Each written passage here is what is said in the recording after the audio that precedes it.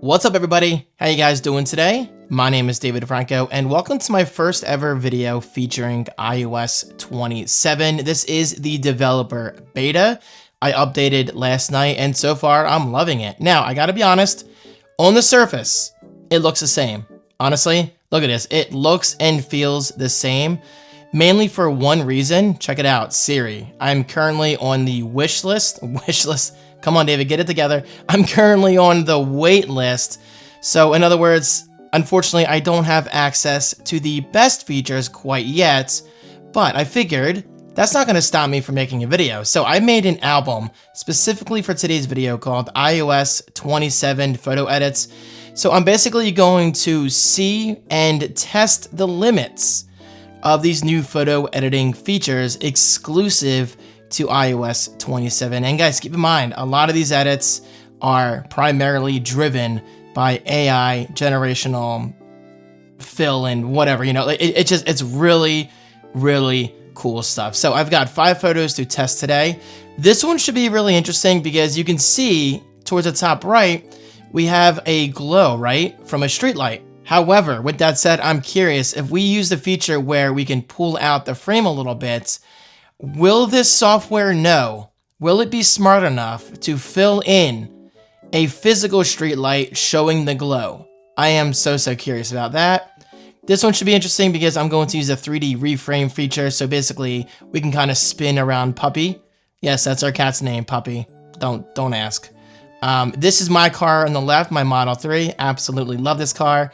But as you can see, the rear left side of my car is completely cut off. So is iOS 27 smart enough to actually fill in those details accurately?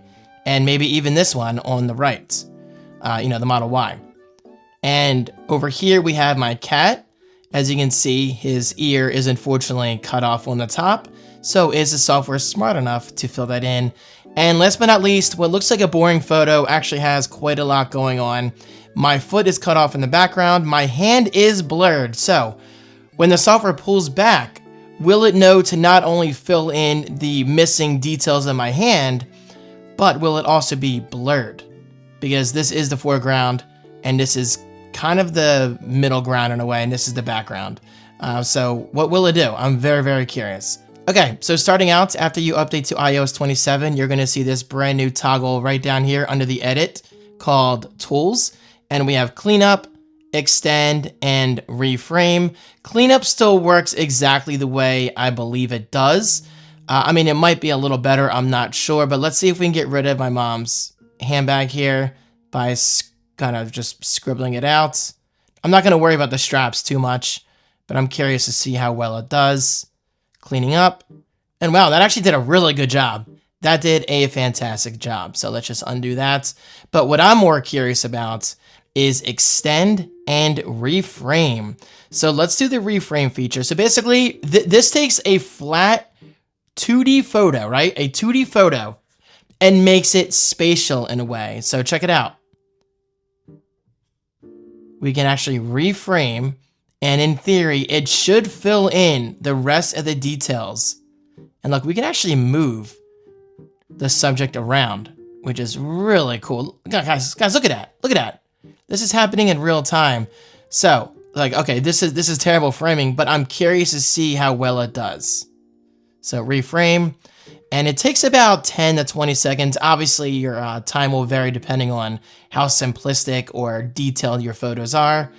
But considering this is running on an iPhone Air iOS 27 beta, I gotta say it's actually running pretty quickly. I don't expect phenomenal results with this photo. I mean, I really don't. So I'm going to be really surprised to see if it does a good job. Because keep in mind, it's turning a 2D photo into 3D. Now, this is more of a party trick, I gotta be honest. This isn't something I'm gonna be using every single day. But we're gonna see how it does. So it should be wrapping up any second now. I'm not even going to make a cut. Just want to do this in real time for you guys. So there's clearly a lot going on, so it's going to take its time. And keep in mind, again, it is a beta. So in theory, this should get even better and faster by the time it releases this fall. Okay, I guess I am going to make a cut because this is not going to work apparently. Let me try this again. So let me just spin around a little bit, reframe, Okay, so this is a total demo fail. It's just not going to work. It's not going to work. And that is why I'm making this video. As much as I love Apple, I'm not 100% confident in these Apple Intelligence features working. I'm just not. Because they have made these promises for 2 years now. But to be fair, this is a party trick kind of demo, or feature rather. So instead, I am much more interested in this. Extend. This is where it gets really interesting. So let's zoom way out and see how Apple/Gemini, I'm assuming this is powered by Google Gemini. Let's see how these fill in the details of this parking lot.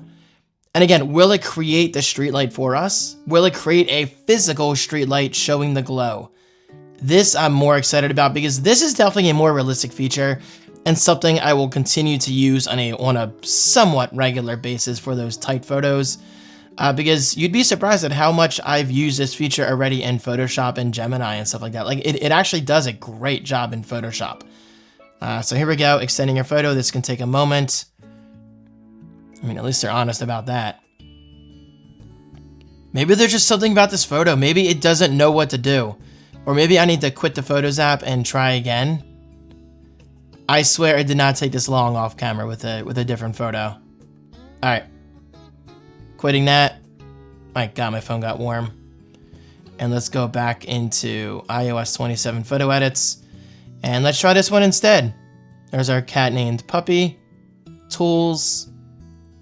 And extend. So I'm kind of doing this with the camera in my face. Whoa. Do you see that? In the top left. What is that? That kind of makes you think it's like a blurred finger over the lens. But let's just see. So hold on. Here's the original, right? This is the original. Let's zoom out as much as we can. Oh, the left and right edges can't be extended. You see that? Huh. Very interesting. So let's just see what it can do.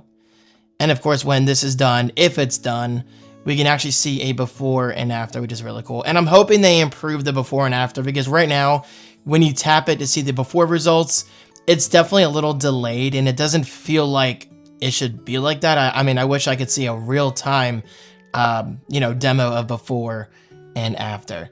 So hopefully this one works. I mean, it feels like it's going faster than the last photo. Like, I don't know what to record today, and I was like, you know what? I'm going to demonstrate the iOS 27 photo edits. So whether this goes smoothly or not, I don't know what to do. I mean, I'm gonna upload this video no matter what, because I like to be transparent with you guys, and yes, I am an Apple fanboy, but Apple ain't perfect. Apple's definitely not perfect, and this is proof of that. Apple, you're killing me. What are you doing? This is a beta, so I can't get mad at it. All right, let's try this again. Let's go to the car photo. Maybe this is easier on the software. Let's go to tools once again and extend. So let's see how much data we can get, especially on the back side of my Model 3 on the left.